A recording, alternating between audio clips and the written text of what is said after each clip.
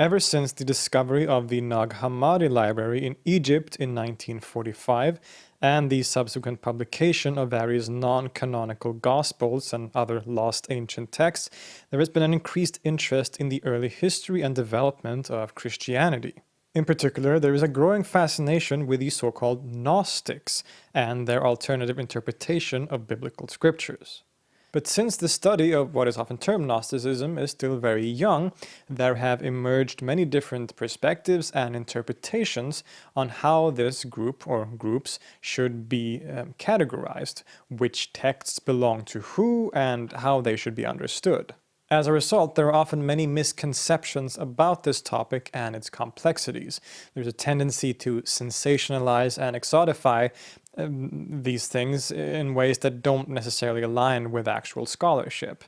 So with this in mind, let's take a moment to look at what the latest scholarship says on this topic and ask ourselves the questions: who were the Gnostics and what is Gnosticism?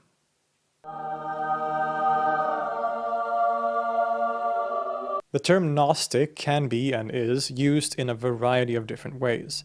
The word itself comes from the Greek term gnosis, meaning knowledge, or more often a specific kind of knowledge or insight beyond the conceptual. Gnosis is frequently used to mean a kind of intuitive, spiritual knowledge as opposed to everyday information. As such, the word gnosis and Gnostic had positive connotations in many circles in antiquity. The Hermetists, for example, talk about gnosis as opposed to episteme, and proto-Orthodox Christians like Clement of Alexandria use the word to refer to a superior kind of spiritual or intellectual state. And we often see this broad use of the term today in scholarly literature. Various people across history are called quote-unquote Gnostics on the basis that they are connected to a supra-rational kind of knowledge. For example, Islamic mystics or Sufis are often referred to as Gnostics, with Arabic words like irfan and arif being possible equivalents. But when we talk about the Gnostics, or even Gnosticism, we are more often using the word in a specific way as referring to a movement in early Christianity, one that has become famous for its world-neglecting attitudes and very complex metaphysical scheme. The Gnostics represented one tendency among a multitude of interpretations after the Jesus event, one that eventually disappeared after the gradual formation of a Christian orthodoxy or official church, and which can differ dramatically from the latter. Talking about the Gnostics and Gnosticism can be very difficult. Since they didn't survive beyond a few centuries AD, accessing sources and information about this topic has been hard. The only sources we had for most of history were those written by the heresiologists, so proto-Christians or later writers like Irenaeus, for example, who wrote very critically about the Gnostics and wanted to sort of deem them as heretics. But in 1945, the monumental discovery of the Nag Hammadi library in Egypt revolutionized our understanding of these groups. The Coptic texts found in the library contain writings by the so-called Gnostics themselves, some of which had been mentioned in the works of the heresiologists previously. And since then, we've been able to get a much more comprehensive and nuanced understanding about the ideas and practices of various early Christian communities and schools of thought. Despite this, however, there is disagreement among scholars on how this Gnosticism should be categorized. Some have opted for a very universalist approach to Gnosticism, which views Gnosticism as such as a sort of wider religious or spiritual intellectual movement in antiquity, into which many different groups belonged. So we talk about specifically Christian groups like the Valentinians or the Marcionites or the Sethians, for example, as all belonging to this wider category of Gnosticism. These scholars will often want to include other non-Christian movements or traditions as Gnosticism as well, like the Mandaeans or the Manichaeans, and sometimes even the Hermetists. Many others will argue that there was no such thing as Gnosticism at all. This is just a modern category that we anachronistically apply to a context that was much more complex than that. But many scholars today, including David Bracke in his book The Gnostics, argue for a kind of middle position, with a much more narrow definition of Gnosticism as a particular school of thought within the diversity of early Christianity. In this episode, I will be following this more narrow definition of Gnosticism, talking about the Gnostics as, in particular, an expression of early Christianity, and following scholar David Bracke, I will be identifying these Gnostics, especially or particularly with the group that is often known as the Sethians, while also touching on other related movements like the Valentinians, of course. Okay, so who were the Gnostics then? Well, the first thing to have in mind here is the environment of early Christianity. A common way to present the first few centuries after Jesus' death, including by early Christians like Irenaeus, who is a person who will return a lot in this discussion, is with a single orthodox church from which a number of different sects or heresies diverged. But this, as you might imagine, is a very anachronistic way of reading history. It only seems that way from the perspective of a much later established orthodoxy looking back at its earliest developments. Now, to tell you more about this topic in particular, I've turned to my colleague and the religious scholar Andrew Henry from the channel Religion for Breakfast. So here's him to tell you more. The discovery of the Nag Hammadi library was so important for historians, not only because we discovered previously unknown works of literature, but it also gave us a glimpse into the social dynamics of early Christianity. It shed some light on what anti-heresy writers like Irenaeus were trying to accomplish. To illustrate what I mean, let's examine the Bishop of Alexandria, Athanasius. In 367 CE, Athanasius published a letter to the churches in Egypt, instructing them which books they're allowed to read. He is the first Christian author to apply the term canon to the same 27 books that most Christians today use in their New Testament. He wrote, "In these books alone, the teaching of piety is proclaimed. Let no one add to or subtract from them." He goes on to attack anyone teaching and preaching from books outside of this canon. What's interesting is that the Nag Hammadi codices are roughly contemporaneous with Athanasius. Christians right down the road from him were probably reading and copying these so-called Gnostic books. Now, we might be tempted to read Athanasius's letter as a top-down decree that drove these non-canonical writings into hiding. In fact, some early Christian scholars have argued that. But in a groundbreaking article, the scholar of early Christianity, David Bracke, argued that rather than writing from a position of strength, Athanasius was writing from a precarious position in a Christian landscape full of different competing modes of Christianity.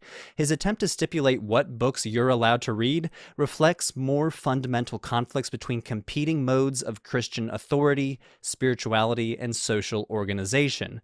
In other words, we're getting a glimpse into competing varieties of how to be Christian, how to do Christianity, during a time when those questions were not yet definitively answered. On one hand, we have varieties of Christianity exemplified by Athanasius, who wanted a closed canon of books and who organized their authority around elected bishops and parishes, who derived their authority through apostolic succession. And on the other hand, with the Nag Hammadi codices, we see evidence for varieties of Christianity that were disinterested in a closed canon. These were Christians who saw no problem with writing more gospels, Christians who were interested in mystical and philosophical speculation. And when it comes to authority and social organization, we see Christians like the Valentinians that formed study circles around charismatic intellectual leaders. So, when we read anti-Gnostic polemics, we should remember to situate them in this historical context, a time when these groups were still thriving and competing. To use an analogy from David Bracke, these proto-Orthodox writers had not yet won the horse race. The race was ongoing. We're not so much seeing a battle between a unified orthodoxy versus splinter cells of heresies. We're seeing varieties of Christianities all attempting to define their own social group, defining the in-group versus the out-group. There's perhaps no better example of an anti-Gnostic polemicist trying to do this than the Bishop of Cyprus, Epiphanius. In the late 4th century, he wrote a book called the Panarion, which is basically a series of essays attacking several different groups that he labeled as heretics, including the Gnostics. In one passage, he describes a whole mess of disgusting rituals that the Gnostics supposedly practiced. In particular, Epiphanius describes them engaging in ritualized cannibalism. Now, no historian thinks any Gnostic group actually did this, but his polemic is useful in shedding some light on what these heresiologists were trying to do. What Epiphanius is doing is inventing lurid, unthinkable stories to try to socially categorize the Gnostics as the ultimate evil. The history of religions is full of examples like this. As the scholar of early Christianity, David Frankfurter, argues, accusing your religious rivals of ritualized sex or cannibalism is an effective social psychological strategy to make your opponents easier to attack, easier to expel or ostracize from your own group. And these groups did overlap. Many today think of Gnosticism as a secretive or subversive antithesis to orthodoxy, but these groups and ideas seem to have been out in the open. The Christian writer Tertullian says that Valentinus was almost elected a bishop of Rome. Irenaeus says that Valentinians were attending church groups in his own social circle. The Nag Hammadi codices themselves suggest that there was a vibrant intellectual culture to copy and disseminate these books and collect them into personal libraries, which was not an inexpensive endeavor. Someone of a reasonably high social standing must have collected them. Because there were so few Christians at the time, people like Athanasius and Epiphanius were probably acutely aware of their differences and fought back hard against them, trying to define their preferred mode of Christianity. This is why scholars today prefer to call all of these groups labeled under Gnosticism as varieties of early Christianity, rather than buying into the binary of orthodoxy versus heresy. Varieties highlights the massive diversity of Christianity at the time, and highlights the fact that no one was guaranteed victory at the time. Back to you, Philip. Dr. Henry is a scholar of religions who specializes in early Christianity. He runs the YouTube channel Religion for Breakfast, which is one of the best channels on YouTube when it comes to religion. So if you haven't checked that out, then you should definitely go check out his channel and subscribe to it. He has some excellent material on the Gnostics, in particular, if you are interested in knowing more about that topic. The model of a single true church from which heresies diverged has long been abandoned by scholars, but neither should we see it as a group of fixed quote-unquote schools all competing in a race for authority. There wasn't a unified group of proto-orthodox that remained unchanged and eventually won, but a diverse intermingling of ideas, interpretations, and theological positions. Certainly, certain social groups were formed and clusters of similar interpretations emerged in the early centuries, but all these individuals and schools influenced each other and contributed to the gradual development that resulted in the eventual formation of an Orthodox church. This great diversity is reflected in the corpus of texts found at Nag Hammadi and otherwise, which appear to come from a multitude of different early Christian movements. You have texts that would eventually become part of the Orthodox canon, like the four Gospels of Mark, Matthew, Luke, and John, etc. But we also find texts that belong to the Gnostic school of thought, like the Secret Book of John and the Gospel of Judas. There are texts like the Gospel of Truth, which seems to come from the Valentinians, and even treatises like the Gospel of Thomas, which appears to come from another Christian movement altogether. In other words, there were many different Christianities at this time, most of whom produced many different texts. The Gnostics seem to have been one of the most influential of these movements, and they are mentioned by many other Christians at this time. Most prominently in our old friend Irenaeus, a bishop of Lyon, who very harshly attacks what he considers to be deviant forms of Christianity. In his famous treatise, Detection and Overthrow of Gnosis, falsely so called, sometimes known simply as Against the Heresies, which was written around the year 180, he calls out the Gnostic heresies, or school of thought, and all those inspired by them, like the Valentinians, as having strayed from true Christianity and created a demonically inspired abomination. He traces all of these false teachings back to a supposed teacher or magician called Simon Magus, or Simon the Magician, and that all their claims to gnosis, or true knowledge, was in fact false. Keep in mind that the word heresy simply means a school of thought at this time, and not necessarily heresy as it is used today. In fact, it is due to people like Irenaeus and their writings that that word came to have the meaning that it has today. That's a very interesting side note. In any case, Irenaeus clearly isn't a fan of the Gnostics, and yet his writings has been one of the main sources that we've had for their teachings and practices for most of history. And when we actually read Irenaeus' report, it seems to align pretty well with the writings by the Gnostics themselves, which we now have since the discovery at Nag Hammadi, which shows that even though he was a polemical writer who wanted to discard the Gnostics as heretics and his whole argument was that they were wrong, basically, it seems that what he wrote wasn't entirely untrue and that we can rely to some degree on what he has to say. So in spite of his polemical nature and the fact that he was so critical, Irenaeus still remains one of our main sources and most trustworthy sources to this day. Irenaeus himself clearly doesn't think that this group has access to gnosis, since this was a positive term for most people at the time. So with this in mind, we can be pretty sure that he isn't the one who gave them this name, and that there was a school of thought which appears to have referred to themselves as the Gnostics. It also appears that other groups like the Valentinians, who are actually the main targets of Irenaeus' critique, were not considered as part of this Gnostic school, but were nonetheless, of course, inspired by them. This has led many scholars to argue that this Gnostic school of thought, as such, identified by Irenaeus and others at the time, should be identified specifically with the group that we today often call the Sethians, or the Sethian Gnostics. But who were these Gnostics or Sethians then? What did they believe and how did they practice? To get to the bottom of these questions, we can look at two primary kinds of sources, those written by other people, like those by Irenaeus, for example, and sources written by the Gnostics themselves. And luckily, due to the discovery at Nag Hammadi, the latter is actually possible today. Out of all the texts found in this collection, there are a few that can, with some certainty, be attributed to the Gnostic school, more narrowly defined. Most primary and influential of these is the so-called Secret Book of John, sometimes called the Apocrypha of John. But there are others like Zostrianos, The Foreigner, The Reality of the Rulers, and the Book of Zoroaster. The very famous Gospel of Judas, which was actually a later find, not a part of the Nag Hammadi library as such, is also usually considered by scholars to belong to the Gnostics. And one of the reasons these texts are grouped together and connected to this specific group is that their cosmic myth is relatively consistent throughout, and it is to this myth that we now turn. The Gnostic myth has become famous for its complexity and the way it turns some basic concepts of mainstream Christianity and Judaism on its head. The world of the divine is vast. It's a vast divine world filled with many eons and their relationship with each other.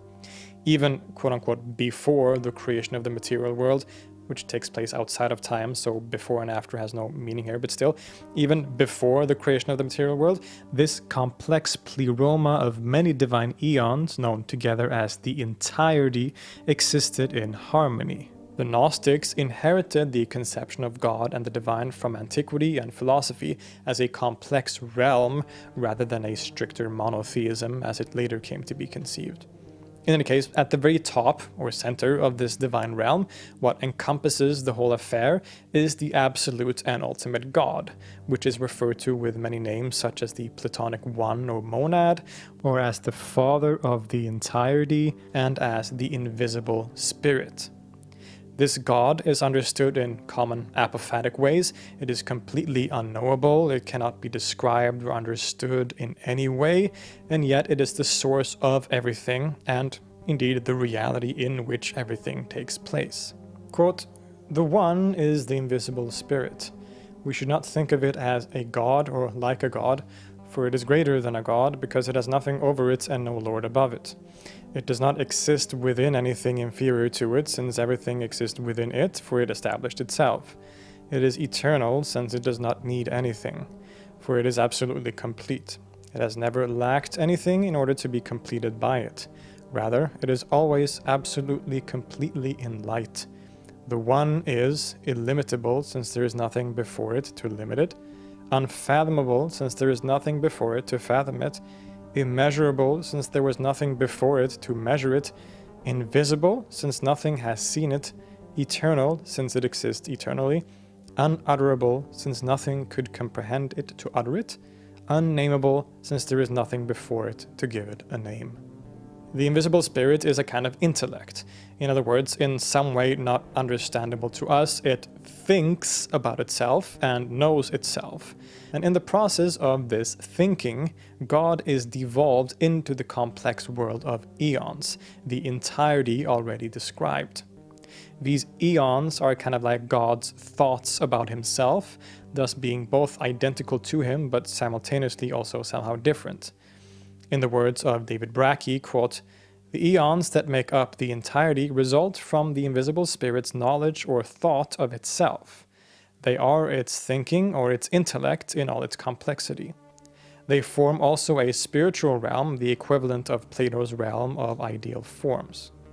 For the Gnostics, the entirety that the eons constitute is truly real and eternal. The material world is a flawed imitation of the entirety and destined to perish." Now, all these eons, which are kind of like divine beings or divine lights, are named after certain divine attributes, the faint imitations of which we can find in the material world. The first emanation or eon that appears from the invisible spirit, sometimes known as the second principle, is called forethought, or by the name of Barbelo. Quote, "His," in other words the invisible spirit, "thought became a reality, and she who appeared in his presence in shining light came forth. She is the first power who preceded everything and came forth from his mind as the forethought of the all. Her light shines like the Father's light. She, the perfect power, is the image of the perfect and invisible Virgin Spirit.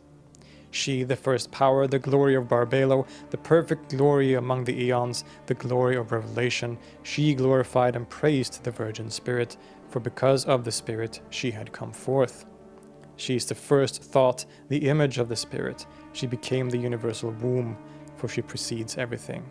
The Barbelo serves as the most central of the eons, from which all others then originate. It is also a feature that all Gnostic sources have in common, whereas everything beyond or after the Barbelo can differ between texts and different authors. But this second principle is also very important for its connection to Christianity, because it is central to the idea of Christ.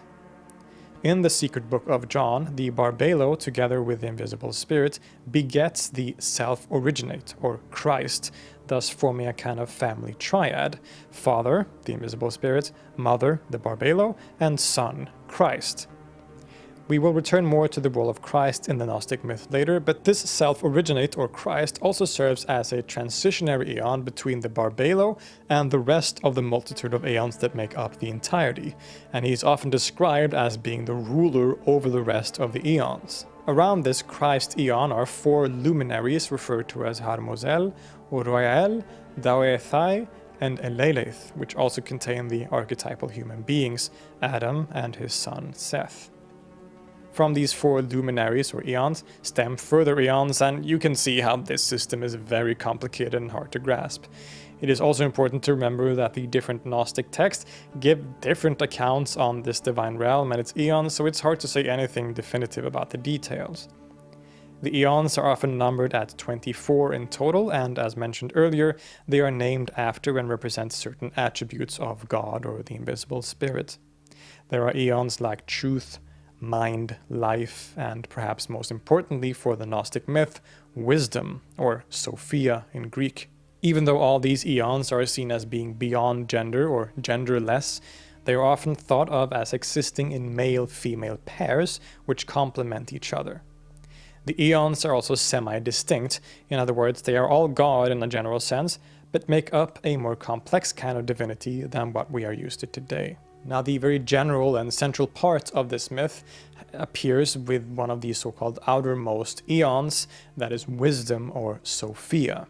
In the secret book of John, it describes how this wisdom eon or Sophia wanted to create something, a thought of her own, but did so without the consent or knowledge of her male counterpart, or asking permission from the great invisible spirit. Quote, "She, wisdom, wanted to bring forth something like herself, without the consent of the spirit, who had not given approval, without her partner, and without his consideration. The male did not give approval. She did not find her partner, and she considered this without the spirit's consent and without the knowledge of her partner. Nonetheless, she gave birth." This resulted in an imperfect creation, a misshapen pseudo-divine being that stood outside of the divine world of the entirety. Quote, "It did not resemble its mother and was misshapen. When Sophia saw what her desire had produced, it changed into the figure of a snake with the face of a lion." Sophia was immediately very ashamed of her actions and creation and decided to hide it away from the rest of the eons in a kind of cloud. This being was given the name Yaldabaoth and is sometimes also known by names like Saklas. Yaldabaoth himself, in his ignorance, thinks that he is the only divinity, having little knowledge of the true divine world. He thus proceeds to create an imperfect and highly flawed world modeled after the dim memory he has of the divine pleroma. This world, the creation of Yaldabaoth, is the material world in which we live. And this is where the Gnostics show their radical departure from what we consider mainstream Christianity and Judaism today. The idea that the material world was created by a divine being lower than the highest god, a demiurge or craftsman in Platonic language, was taken for granted at this time even by monotheists. But the idea that this creator or this craftsman was ignorant, in some accounts even evil, was quite radical. This also meant a radical rereading of biblical myths. All of this meant that the God of the whole Hebrew Bible, or the Old Testament to Christians, the God described in Genesis as creating Adam and Eve, the God who sent the flood, the God of the Israelites, was not the true ultimate God. It was Yaldabaoth. In the grand scheme of things, the material world becomes something very negative. As a result of a grave mistake that must be fixed, a creation by an ignorant, imperfect, foolish creator that is keeping us prisoners. Indeed, the human being, according to the Gnostic myth, has a dual nature. We are material beings created by Yaldabaoth, but the true divine realm also helped us by tricking Yaldabaoth to, quote, blow his spirit into Adam, so famously said in the Bible, which was really a way to infuse the human being with the divine spark from wisdom and from the rest of the eons. This allowed Adam to stand up straight and to challenge Yaldabaoth and his rulers. In other words, there is a spiritual part of human nature that comes from the true divine realm, which is also our ticket to get out of this lesser material world. After Eve is created, she and Adam have a number of children. The famous Cain and Abel are conceived through a kind of imperfect or impure union when the spirit of Eve leaves her body and Yaldabaoth actually rapes her, which results in these two children. But Adam and Eve have another son called Seth, who is conceived in a more pure way, and Seth becomes very important for the Gnostics. Seth is seen as the bearer of gnosis, or true wisdom, and as the kind of ancestor to the Gnostics themselves. So, as you might know, these Gnostics, at least if we define them as narrowly as I and some other scholars have here, sometimes or more often actually refer to themselves as the seed of Seth, or are sometimes also known as the Sethians. And this is because they trace their lineage back to this character of Seth, who was the sort of true son of Adam and Eve. In any case, this creation story, of course, differs very dramatically from the one we're used to from mainstream Christianity, so to say.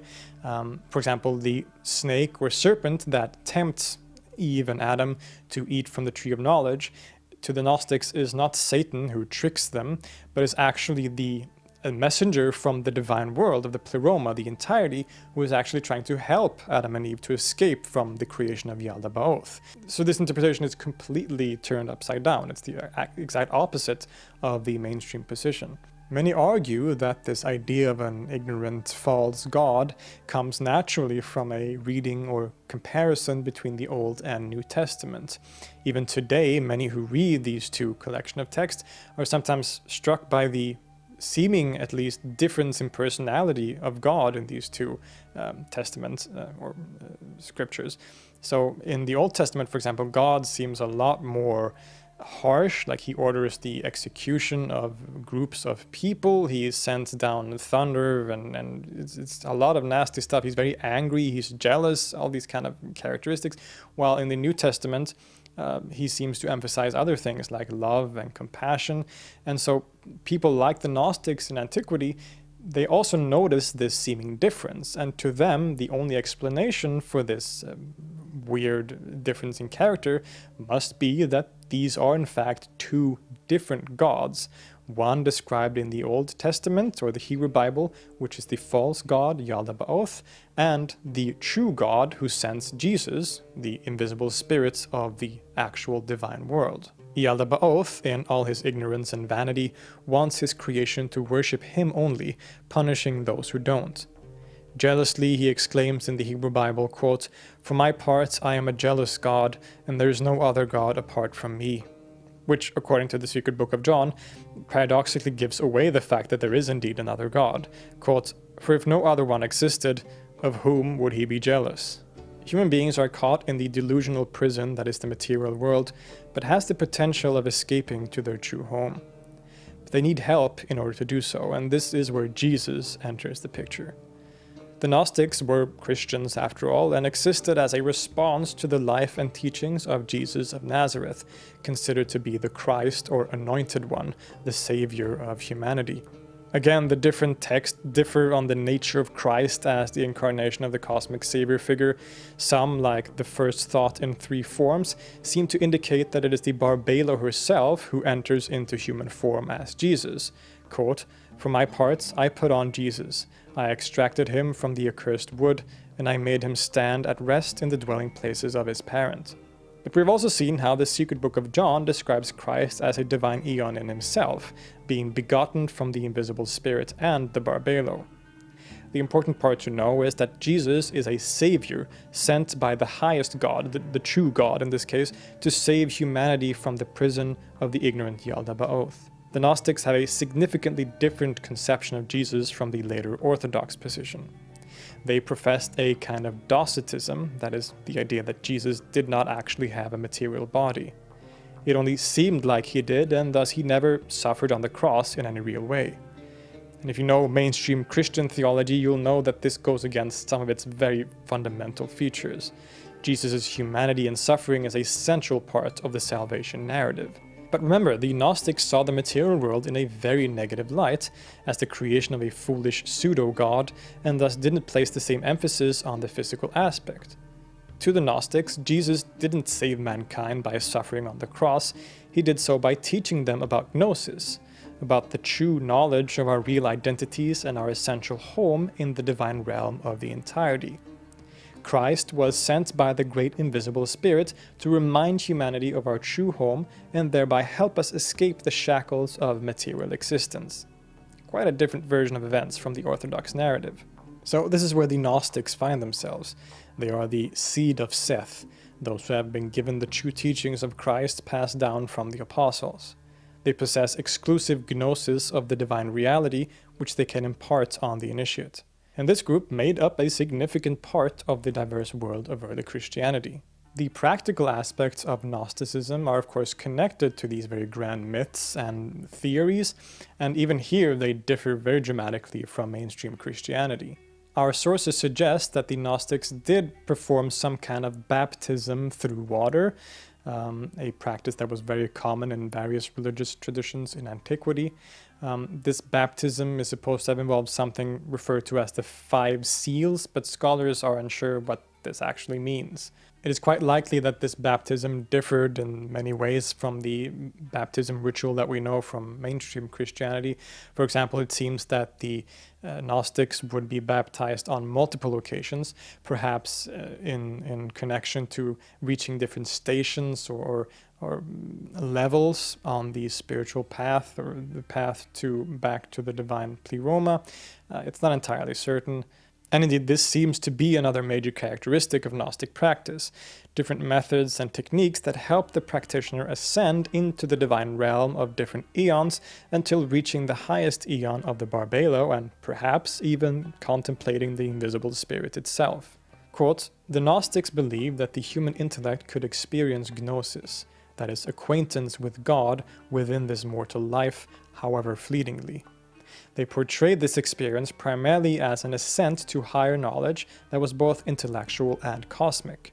Intellectually, the Gnostic could ascend by contemplating increasingly abstract levels of existence, starting by understanding one's own existence and that of other lower divine beings, advancing to the contemplation of higher eons, ultimately the Barbelo, and attempting to gain some imperfect acquaintance with the ineffable first principle, the invisible spirit.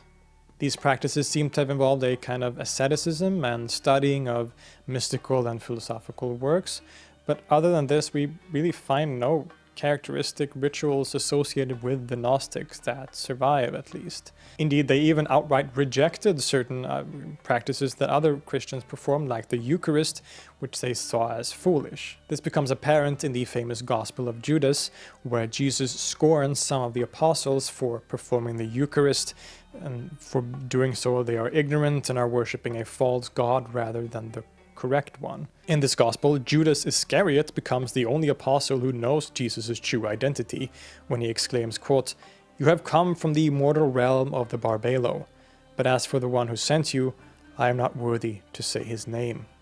These doctrines, practices, and scriptural interpretations set them apart from many other early Christians, including people like Irenaeus and Justin Martyr, who would in later times be considered Orthodox or proto-Orthodox. But as talked about earlier, in the early period, all of these diverse movements had an equal claim to be the quote-unquote true Christianity, or of becoming Orthodox.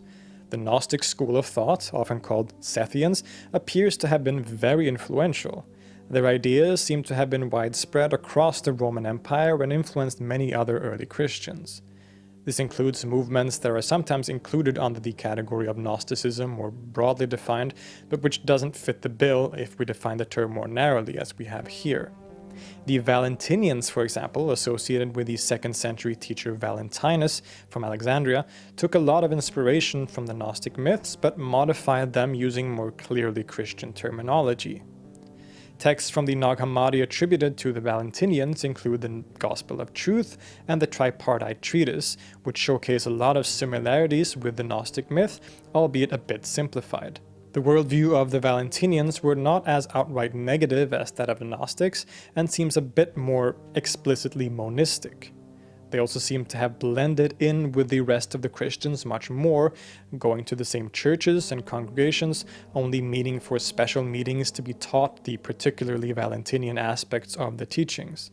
Indeed, in Irenaeus's Against the Heresies, it is the Valentinians who are his main target of critique and concern, probably because they outwardly appeared like any other Christians, but according to him, harbored heretical teachings in secret and invited unsuspecting Christians into their study circles. Similarly, the Anatolian Marcion and the Marcionites also share a lot of features with the Gnostics, including the complex divine realm, the pseudo-god or demiurge that created the material world, etc.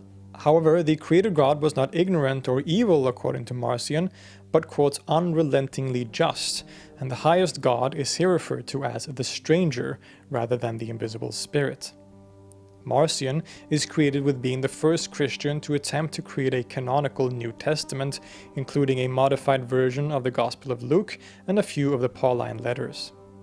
And he differs from the Gnostics and other related groups by denying the Hebrew Bible or Old Testament entirely. So while the Gnostics saw the Old Testament as somewhat misguided in its praise of the false Yalda Ba'oth, they still saw it as useful for teaching purposes, but Marcion just rejected its use completely. There are other groups and thinkers clearly inspired by the Gnostic school of thought in this early period, all of whom we can dedicate separate episodes to. But the Gnostic school of thought in particular stands out as a very fascinating expression of the Jesus movement. As Christianity became the imperial religion of the Roman Empire and an official orthodoxy was established in the different church councils over time, the Gnostic school disappears from the historical record. They did not survive these developments, at least not explicitly. But indeed, we find remnants of the Gnostics in later developments and movements as well. The religions of Manichaeism and Mandaeism share a lot of features with the Gnostics, and even later in the Middle Ages, there are groups like the Cathars in Western Europe whose teachings may connect in some way to the Gnostic school, or at least to certain of the ideas that they held. And as with so many other ancient religions, we find a kind of resurgence of interest in Gnosticism today, from YouTube channels, Reddit forums, and university courses, it all testifies to an increased interest and fascination with this ancient quote-unquote heresy. The fact that people even today actually identify as Gnostics and as wanting to revive this ancient form of Christianity shows just how complex the religious environment of today and of really all times and places are, and that every religion and religious movement are engaged in constant flux and development. If you want to support this channel, you can do so by becoming a monthly patron or by giving a one-time donation, and I will leave links to all of that in the description. Or you can just simply like, subscribe, and comment on this video. I'll see you next time.